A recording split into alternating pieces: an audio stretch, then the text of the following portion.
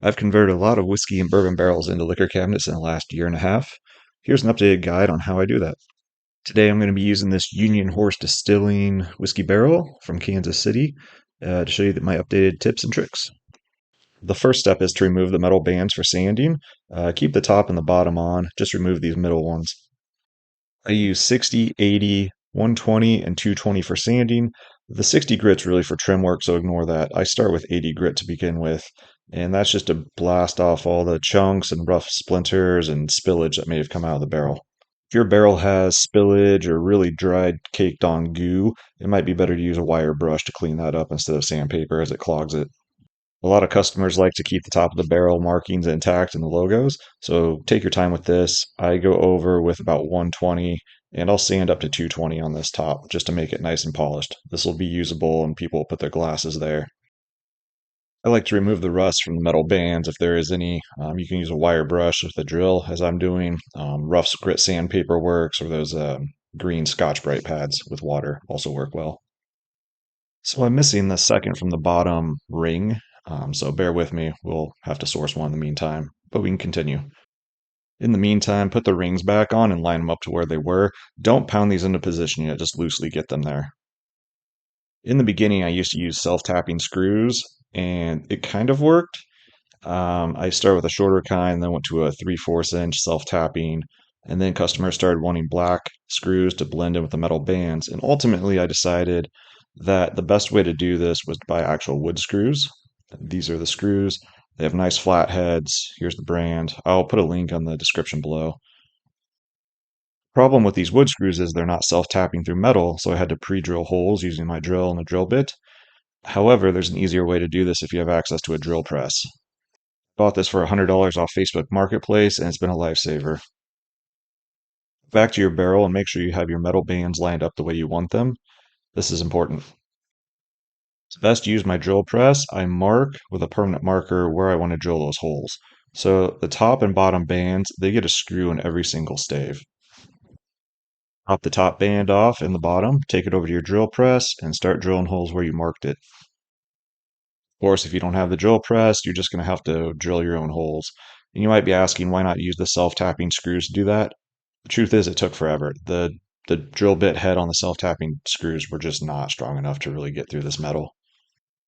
Once you got your top and metal bands pre-drilled, go ahead and put those on nice and tight and screw those in. Next step is to find the center of the barrel for your two doors. I used to do one big door, but now I've converted into just two smaller opening doors. Sometimes that middle stave doesn't line up with the bunghole in the back. You'll just have to use your best judgment. It ever so slightly might be off. My doors are about 12 inches on each side, and I just kind of eyeball it, and you got to go to your nearest stave. Once again, it's just kind of dumb luck where these end up, and you might have to adjust your measurements just a little bit, but try and center that door right in the middle. When I cut the doors out, I'll be using 3 of the 6 metal bands. I'll be using the second, third, and fourth metal bands from the top down. Obviously, there's tons of variations you could do for this, but I think these 3 metal bands is the correct size to use for the door, but that's my own personal opinion. The next step is to mark the drill locations for the screws and the metal bands for the doors and the rest of the barrel. Each stave that falls on a door, that gets a screw. Remember, for this setup, that's just the second, third, and fourth metal bands. When you get to the edge where the door starts going back into the barrel, that next stave, that gets a screw all the way down because that's going to support the hinges later on.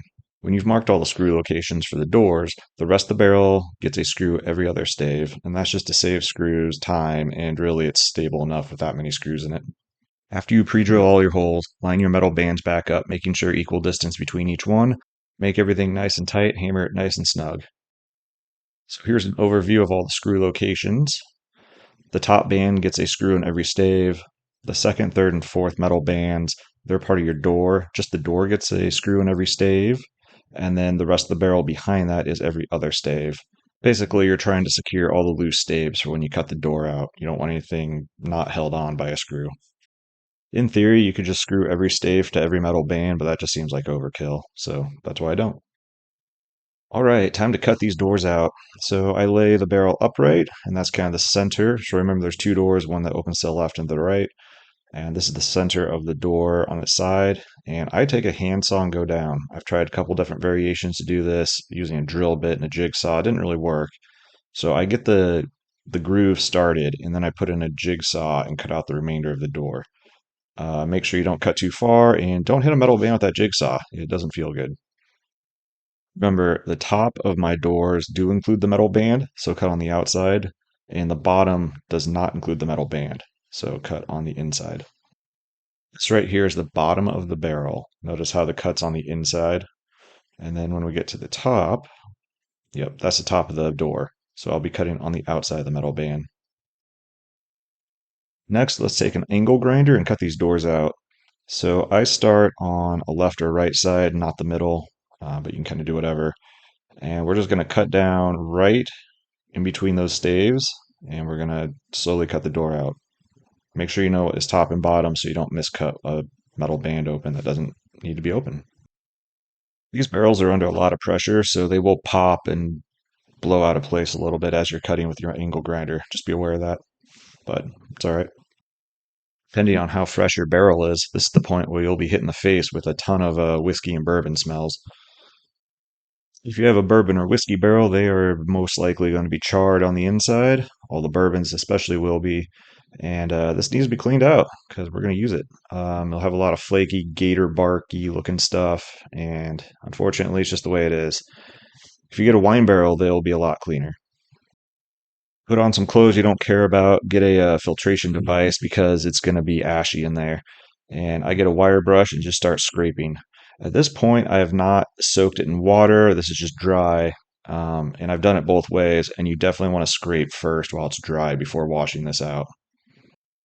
In my previous video, I used a pressure washer, but I had limited access to that and I don't anymore. So this is why I dry scrape everything first and then use a hose with a nozzle on it.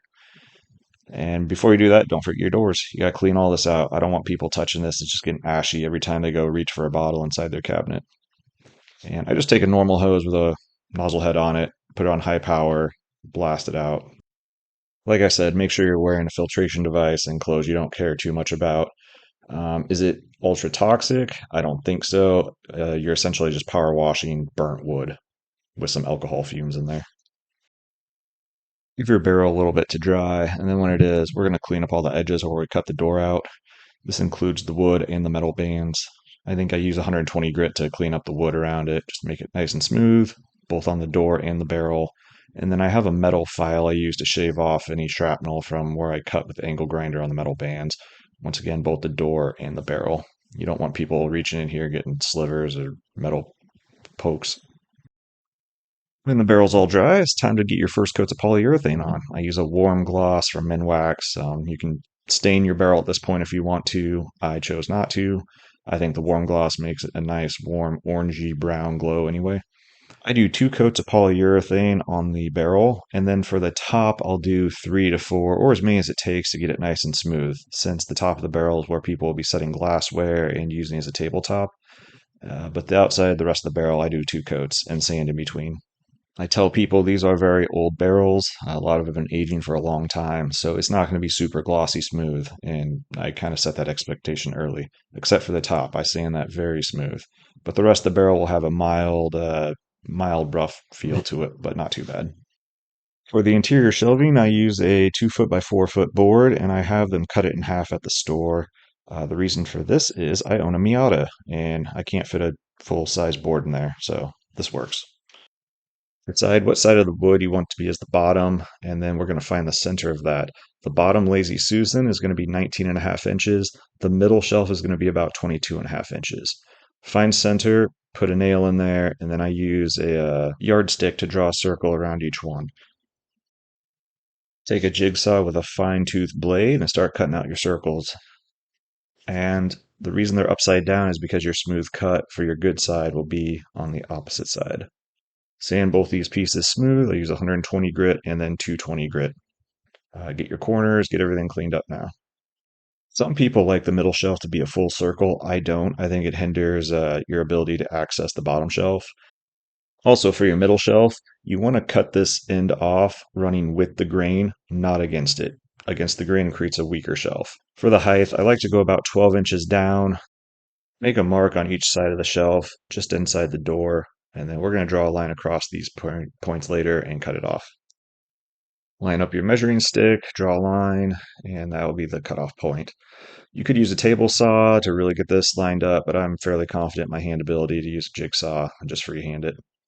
I use a dark walnut stain for the shelves. I think it blends in with the rest of the barrel, but use whatever. And during this time when the stain is drying, you can go back and recoat the rest of your barrel with another coat of polyurethane. I use 120 grit sandpaper to knock off that first coat of polyurethane and smooth it out, and then it's just going back over it with your second coat. Remember on the top, I do at least probably 3 to 4 coats and sand down to 220 for the polyurethane, in between polyurethane coats for your top. When the stain is dry on the shells, I do 2 coats of polyurethane. For the hardware inside, I found this Lazy Susan at Home Depot by Everbuilt. It's a store closest to me, so that's what I get. There's a lot of choices for hinges. However, I tend to use this smaller strap hinge. Okay, let's prep the bottom of the barrel to install the Lazy Susan.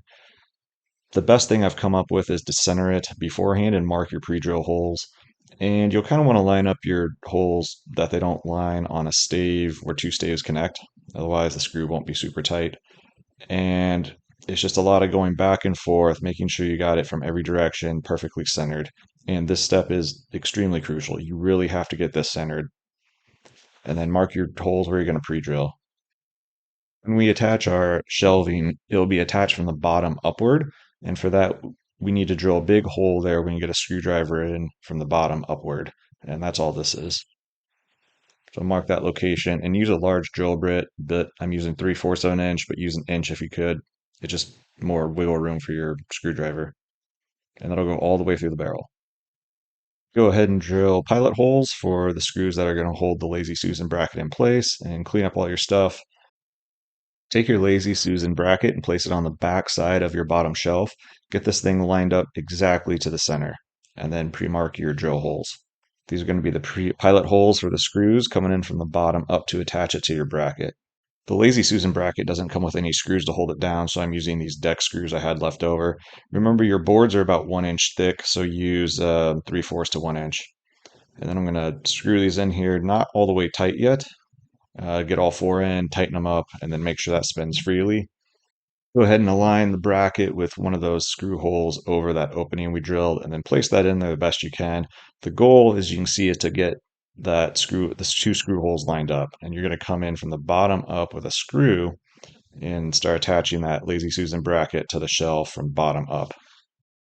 If you lined everything up a few steps ago, you should have a nice spinning shelf that doesn't rub in any direction. Support the middle shelf, I use these 3 black L brackets. These are installed about 12 3/4 inches down from the top on the back and then the left and right side. The good thing about these are you can pre-drill your holes, and if it's not exactly aligned correctly or the right height, you can take them out and start again, and nobody's going to see the holes in the black charred interior. I find it easiest to install 2 loosely, put your shelf in, then install your third at the correct height, and then adjust the other 2 as needed. On to the final steps, installing the door. I used to do 1 big door, but now I do 2. I find the weight of the 2 smaller doors is a lot easier on the hinges. I use business cards folded in half as shims to kind of elevate the door to the position I want it in. And this is the trickiest part. You really want to make sure the top and the bottom are aligned fairly well, the left and the right sides. I use painter's tape to hold the door in place while I install the second. And remember, this barrel was under a lot of pressure. When you grinded these metal bands open, there's probably a pop, and it's just kind of the way it is. It's 50-50 if you get it flush and the metal and the wood is still in shape of the barrel. So use as many shims as you need to and painter's tape to get that thing aligned. But once you got the doors kind of in the position you want, I go around all the way top and bottom to really secure that in place while I start hammering these hinges into the shape I need them to be in. The hinges are going to be placed on the inside of the 2 metal rings, 2 on each side. And because the hinges are not round, they need to be hammered to the curvature of the barrel. And I do this by hand. I just kind of eyeball it back and forth, go as many times as you need to, top right, top left, bottom left. It's mostly dumb luck, but try to avoid putting screw holes in between 2 staves just for a stronger joint or stronger hold on that hinge. Lastly, I install this locking latch, usually above the top middle band, and then I'll hammer that to the curvature of the barrel as well. And there's a lot of different options. You could put handles on this thing. You could do a whole bunch of different hinges and locks and joints, but this is what I do and completely optional to you. Believe it or not, I can't find any black hinges and locking latches in black. So I spray paint them with this hammered black Rust-Oleum paint, and it looks really great. Once the paint's dry on all your hardware, go ahead and put the hinges back in the correct locations and draw locations for your pilot holes. My hinges are labeled top right, top left, bottom left, so make sure you're using the right hinge to mark your pilot hole locations. For whatever reason, I like to hand screw these together, but use whatever power tools you need to. After the hinges were installed, I took all the shims out and opened the doors for the first time, and there was rubbing on the bottom right of the rightmost door. And, you'll probably end up with something similar to this. Also, it was a little tight at the bottom, but loose at the top. And it's kind of difficult, in my opinion, to readjust the screw holes once they're in there. So this is where I use that 60 grit sandpaper to really knock off and trim the edges up so they're flush. It can really be a frustrating part trying to get these doors lined up correctly, and it's the more work you do prior to getting them installed, the better it will turn out. And sometimes it's just unavoidable. I've had some that work perfectly the first time, and I've had some that no matter how much I try and line them up, it was always just a little off or rubbing. So, I mean, once again, remember these are old barrels. The last thing to do is install the locking latch, and I put mine above that second middle band. Pre-drill some holes, and luckily this comes with the correct screws and hardware to make it all install seamlessly. There's probably a million light ideas out there, but this is the one I use. It's just an LED strip off Amazon. I'll leave that link down below. And then I use some heavy duty Gorilla adhesive. This is because the char on the inside of the barrel doesn't really accept the sticky tape that's included on these LED strip bands. So what I do is I use that Gorilla Glue spray and spray about along the back, across the front, and then up the back end of it. And you'll see here, it's get your LED light strip started, and then up the back, work it all the way around. I spray all the way around the top of the barrel, and this is where your LED light strip will follow. And at ground level, no one's going to be able to see it. Give that spray a second to tack up a little bit before installing the light strip and work it all the way around. And when you get to the end of it, there will be a cut location. Just cut that off where it needs to end. You can see it'll be indicated with a scissor mark. And I use Gorilla Glue, like heavy duty electrical tape, and this is to cover up that back LED strip. It looks unsightly to me. You don't need that big strip just out in front of your face. And so I just spray some more adhesive over that and tack that up, and it blends right in. Final step is to plug it in and test out the lights. And this is what it looks like looking downward, upward, but at ground level, you're not going to be able to see in there. So yeah, the big takeaway to take from this is there's a lot of ways to do this. I started out with one big door and now I've converted to this, and I will only do two doors. I think it looks way better. It's more accessible. It's less weight on the hinges. And, I do want to do different lights in the future, but, there's a lot of variations. Sometimes I don't put the Lazy Susan in. You can make that, a solid shelf. You can put multiple shelves in there. But this is what it looks like, and I hope you enjoyed. I sell barrels on my website, leafandknot.com, but some quick facts. I do not ship barrels. These are kind of local pickup only. I do have a section that people actually have barrels themselves, local bourbon collectors and whatnot, and they'll bring me their barrels, and I'll give them a discount on converting their barrel into a liquor cabinet as long as they provide and drop off the barrel. But yeah, let me know if you have any questions. Thanks for watching.